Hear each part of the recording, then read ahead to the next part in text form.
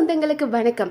நம்ம சரத் அவர்கள் தாவேகாவோட பொடி சரத் அப்படின்ற அளவுக்கு இன்னைக்கு பயங்கரமான ஒரு பெரிய சர்ச்சைக்குள்ளான நபர் தான் சரத் அவர்கள்.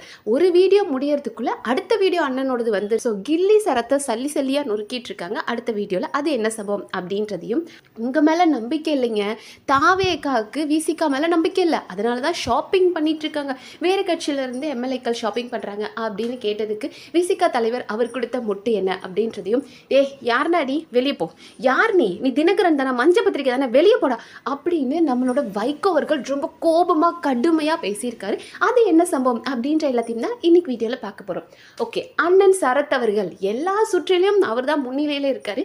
ஏன்னா இதுக்கு முன்னாடி ஒரு பவுடரை வச்சு மாட்டினார். அவர் ஸ்டேடியமில் வந்துட்டு பார்க்க ஒரு போதைப் பொருள் மாதிரி தான் இருக்குது. ஏன்னா அந்த அவர் பண்ணுற ப்ரொசீஜர் இருக்கு இல்லையா, அதை ஒரு ஏடிஎம் கார்டில் வச்சு நசுக்கிறது, அப்புறம் ரூபா நோட்டை வச்சு அதை எடுக்கிறது, ட்ரக்ஸை தான் எல்லாருமே இப்படி எடுப்பாங்க. ஏன்னா அந்த ரூபா நோட்டோட அந்த ஃபைபர் இருக்கு இல்லையா, அந்த ஃபைபர் மெட்டீரியல் மூலிமா எடுக்கும்போது அந்த துகள்கள் எங்கேயுமே வந்து சிந்தாமல் கரெக்டாக அவங்களால அதை எடுத்துக்க முடியும் அப்படின்றதுனால அதை யூஸ் பண்ணுவாங்க. அண்ட் மோர் ஓவர் ஒரு டேப்லெட்டை போய் நம்ம வந்து ஏடிஎம் கார்டு வச்சு உடைக்கிறவெல்லாம் முடியாது. ஆல்ரெடி அந்த ட்ரக் பவுடர் இருந்ததுன்னா அதை நம்ம ஈஸியாக உடைக்கிறதுக்கு வேணால் இந்த ஏடிஎம் கார்டை யூஸ் பண்ணுவாங்களே தவிர டேப்லெட்டுக்கு யூஸ் பண்ண மாட்டாங்க அப்படின்னு. ஏன்னா மனுஷன் என்ன சொன்னார், என்னோட 1.5 வயசு குழந்தைக்கு நான் டேப்லெட் கொடுக்கணும், உடம்பு சரியில்லை, அதனால் அந்த டேப்லெட்டை உடச்சி கொடுத்தா அதை போய் தப்பாக பேசிட்டீங்களே அப்படின்னாரு இல்லையா. ஸோ இந்த ஒரு சர்ச்சை அப்படின்றது ரொம்ப பெருசாக போச்சு. ஏன்னா இது பச்சையாக பொய்ன்றது எல்லாருக்கும் தெரிஞ்சது. சரத் சார், கில்லி சரத் சார், என்னது இதெல்லாம், எங்களுக்கு காது குத்தலன்னு நினச்சிட்டிங்களா? எங்களுக்கு ஆல்ரெடி காது குத்திட்டாங்க. 1.5 வயசு குழந்தைக்கு யாராவது டேப்லெட் கொடுப்பாங்களா? எந்த டாக்டராவது கொடுப்பாங்களா? குழந்தைக்கு சோக் ஆயிரும் அப்படின்றதுனால தான் சிரப் கொடுப்பாங்க, இல்லை இன்ஜெக்ஷனாக கொடுப்பாங்க. ஹெவியாக இருந்ததுன்னா இன்ஜெக்ஷனாக கொடுப்பாங்க. இப்படி போய் சொல்லி மாட்டிக்கிட்டீங்களே அப்படின்னு சொன்னாங்க. அவரும் குடும்பத்தோடு வந்து புலம்பி பார்த்தாரு. பொண்டாட்டி பிள்ளையெல்லாம் கூப்பிட்டுட்டு வந்து நான் தப்பே பண்ணலைங்க அப்படின்னு ஒரு சிம்பத்தி கிரியேட் பண்ண ட்ரை பண்ணார். பட் அது நடக்கலை. பயங்கரமான போராட்டங்கள் போயிட்டுருக்கு. ஸோ விஜய் அவர்கள் இவர் மேலே ஆக்ஷன் எடுப்பார். கண்டிப்பாக வந்து விசாரணை நடத்தப்படும். அதுக்கப்புறம் அவர் மேலே தப்பு இருந்ததுன்னா பதவி பறிக்கப்படும் அப்படின்ற மாதிரி போயிட்டுருக்கு. ஆனால் அதற்குள்ளே இன்னொரு வீடியோவும் ரிலீஸ் ஆகிருக்கு. பார்த்தோம் அப்படின்னா மனுஷன் வந்து ஒரு பீச்சில் இருந்து ரொம்ப மாசாக கையில் வந்து ஒரு டின் பீர்லாம் வச்சுட்டு அதை குடிச்சிக்கிட்டே அப்படியே வராரு. ஸோ இது வந்து அவரோட இதுவும் கடந்த கால வாழ்க்கையில் உள்ளது தான். ஆனால் இன்றைக்கி அவர் அமைச்சராக இருக்கும்போது அன்னைக்கு நீங்கள் பொறுப்பு இல்லாமல் இப்படி நடந்துக்கிட்டீங்களே, இதெல்லாம் நீங்கள் ப்ரொமோட் பண்ணியிருக்கீங்களே அப்படின்றது மாதிரி ஒரு பக்கம் இப்போ என்னங்க தப்பு இருக்குது? அவரோட ப்ரைவேட் லைஃப்பில் இப்போ நீங்கள்லாம் யாரும் குடிக்கிறதே கிடையாதா? கவர்மெண்ட்டே வந்துட்டு டாஸ்மார்க் நடத்துகிறாங்க, குடிக்கிறாங்க. இது ஒரு தப்பா? ஒரு அமைச்சர் பண்ணிட்டாரு, அதுவும் ஒரு கடந்த வாழ்க்கையில் பண்ணதுன்னு தப்புன்றீங்களா? இது திமுக காரங்க தாங்க பரப்பிட்டு இருக்காங்க அப்படின்னு ஒரு பக்கம் கதறிட்டு இருக்காங்க. இன்னொரு பக்கம் என்ன சொல்கிறாங்க அப்படின்னா, நீங்கள் ஒரு அமைச்சர் பதவிக்கு வரீங்க அப்படின் போது உங்களோட வாழ்க்கைன்றதை ஒவ்வொரு விஷயத்தையும் பார்ப்பாங்க. ஏன்னா நீங்கள் ஒரு முன்மாதிரியாக எங்களுக்கு இருக்கீங்க, நீங்கள் எங்கள் பிரதிநிதியின் போது உங்களை நாங்கள் எல்லாத்தையுமே பார்ப்போம். அப்போ அரசியலுக்கு வரணும் அப்படின்ற நபர் அவர் முதல்ல ஒழுக்கமாக இருந்துட்டு அவர் மற்றவங்களை வந்து ஆட்சி பண்ணுறாங்க, மற்றவங்களை அவங்க இன்ஸ்ட்ரக்ட் கொடுக்குறாங்கன்னா அது கரெக்டாக இருக்கும். இது எப்படி கரெக்ட்? இவர் என்ன அமைச்சர்? இவர் மேலே வந்து இன்னைக்கு இந்த வீடியோ வைரல் ஆகிட்டுருக்கு. அவர் கையில் ஒரு டின் பீரோட அப்படியே மாசாக வந்துட்டுருக்காரு, அது வைரல் ஆகிட்டுருக்கு.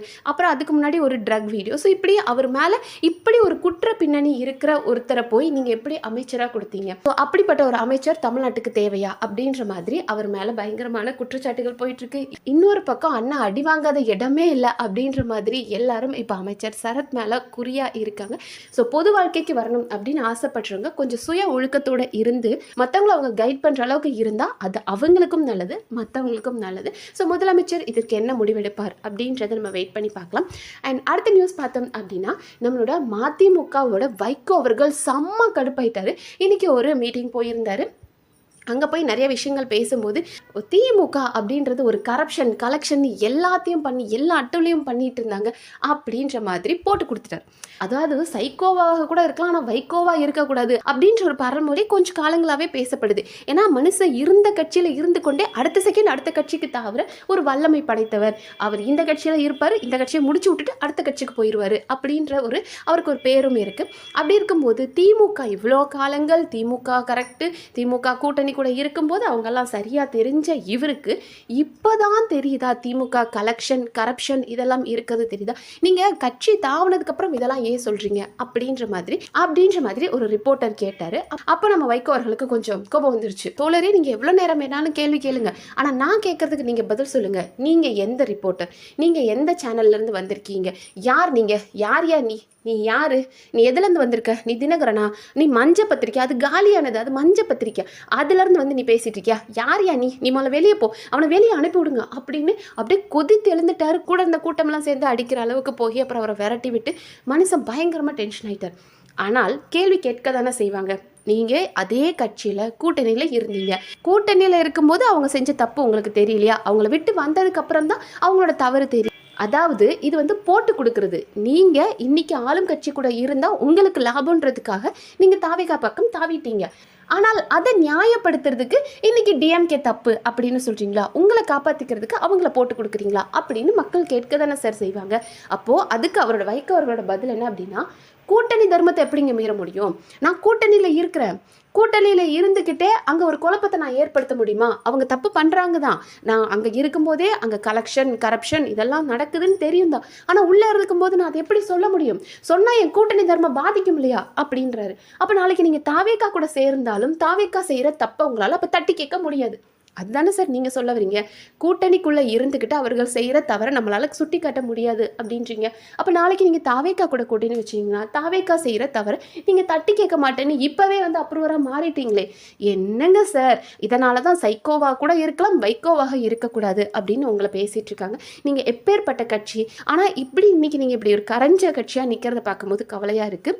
அண்ட் அடுத்த நியூஸ் பார்த்தோம் அப்படின்னா நம்ம திருமாவளவன் அவர்கள். ஸோ திருமாவளவன் அவர்கள் கிட்ட ஒரு கேள்வி கேட்கப்படுது. என்ன அப்படின்னா, சார் நம்மளோட உதயநிதி ஸ்டாலின் சொல்றாரு, முதலமைச்சர் விஜய் அவர்களுக்கு கூட்டணி கட்சிகள், இப்போ நீங்க விசிகா கூட்டணி கட்சியா தான் இருக்கிறீங்க, உங்க மேலலாம் நம்பிக்கை இல்லாததுனால தான் அவர் இன்னும் வந்து எம்எல்ஏ பர்ச்சேசிங் பண்ணிட்டு இருக்கு. ஏன்னா அதிமுக இருந்து எம்ஆர் விஜயபாஸ்கர் ராஜினாமா பண்ணியிருக்காங்க. ஸோ இப்படி நிறைய பேரை வந்து அவர் வாங்கிட்டு இருக்கிறதுக்கு காரணம் உங்க மேலெல்லாம் நம்பிக்கை இல்லை, நீங்க எப்போ வேணாலும் கலண்டு போயிடுவீங்க, அதனால இன்னும் கொஞ்சம் பேரை நம்ம சப்ஸ்டியூட்டா வச்சுக்குவோம் அப்படின்ட்டுருக்காங்க. அப்போ உங்க மேல அவங்களுக்கு நம்பிக்கை இல்லையா சார் அப்படின்னு உதயநிதி ஸ்டாலின் கேட்டாரு.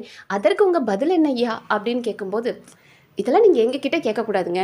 நீங்கள் யார்கிட்ட போய் கேட்கணும்? அதிமுகலேருந்து ரிசைன் பண்ணிட்டு வந்தாங்க இல்லையா, அவங்க கிட்ட போய் கேட்கணும். எதனால் ரிசைன் பண்ணீங்க? உங்களுக்குள்ள கட்சிக்குள்ளே என்ன பிரச்சனை? அதிமுகவில் என்ன பிளவு இருக்குது? எதனால் வந்தீங்க? நீங்கள் அவங்கள கேட்கறத விட்டுட்டு வாடா வம்புலுக்கிறதுக்காக வாடா அப்படின்ற மாதிரி என்ன அவங்க கோர்த்து விட பார்த்துட்டு இருக்காங்க. அந்த கேள்வியை போய் என்கிட்ட கேட்கலாமா? ஆனால் அதெல்லாம் கேட்காதீங்க.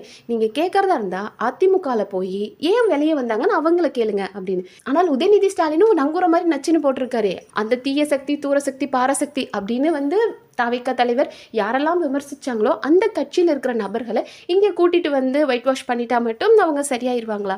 அவங்கள போய் நீங்கள் உள்ளே எடுத்து வைக்கிறீங்க. அப்போ நீங்கள் ஒவ்வொருத்தரையும் உள்ளே எடுத்து வைக்கிறீங்க. அப்போ இருக்கிறவங்க மேலெல்லாம் நம்பிக்கை இல்லாதனால தானே உங்களை எடுத்துக்கிறாங்க அப்படின்ற ஒரு கேள்விக்கான உங்களால் பதில் சொல்ல முடியாது. ஸோ இந்த இடத்துல வேறு எப்படி சமாளிக்கிறீங்க? நாங்கள் எப்படி வேணாலும் தாவோம், இப்படிக்கா ஜம்ப் அடிப்போம், அப்படிக்கா ஜம்ப் அடிப்போம், என்ன வேணாலும் நாங்கள் பண்ணுவோம், ஆனால் எங்களை இந்த கேள்வி கேட்காதீங்க, நீங்கள் அங்கே போய் கேளுங்க அப்படின்னு மனுஷன் வந்து டேக் டைவர்ஷன் அப்படின்னு திருமாவளவன் அந்த பக்கம் திருப்பி விட்டுருக்காரு. ஸோ இப்படி அரசியல் நிகழ்வுகள் அப்படின்றது பயங்கர சுவாரஸ்யமாக போயிட்டுருக்கு. ஸோ இன்னும் பார்ப்போம், இன்னும் என்னென்ன தலைவர்கள் என்னென்ன சொல்கிறாங்க, எவ்வளோ சுவாரஸ்யமாக இருக்குது அப்படின்றது எல்லாத்தையும் நம்ம அடுத்தடுத்த வீடியோவில் பார்க்கலாம். அண்ட் இந்த மாதிரி வீடியோஸ் தெரிஞ்சுக்க நம்ம சேனலை சப்ஸ்கிரைப் பண்ணி சப்போர்ட் பண்ணுங்கள். நன்றி.